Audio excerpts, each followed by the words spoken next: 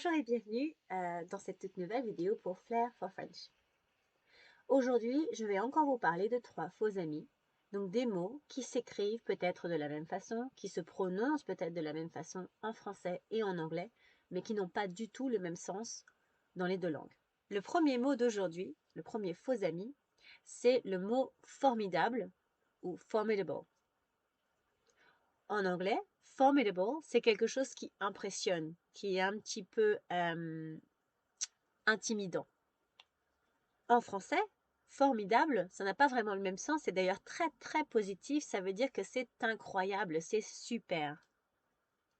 Le deuxième faux ami pour aujourd'hui, c'est le mot grave ou grave. En anglais, grave, ça veut dire la tombe. Donc c'est là où on met les personnes qui sont décédées dans le cimetière.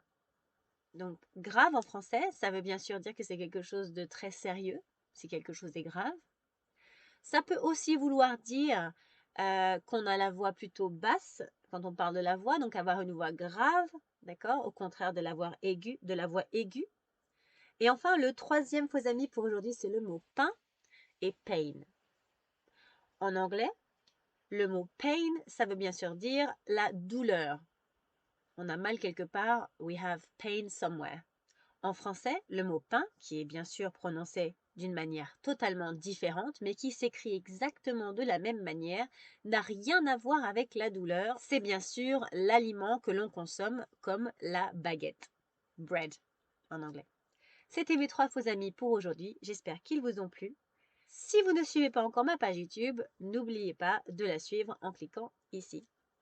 Je vous souhaite de passer un excellent vendredi, un excellent week-end et je vous dis à la semaine prochaine. Au revoir.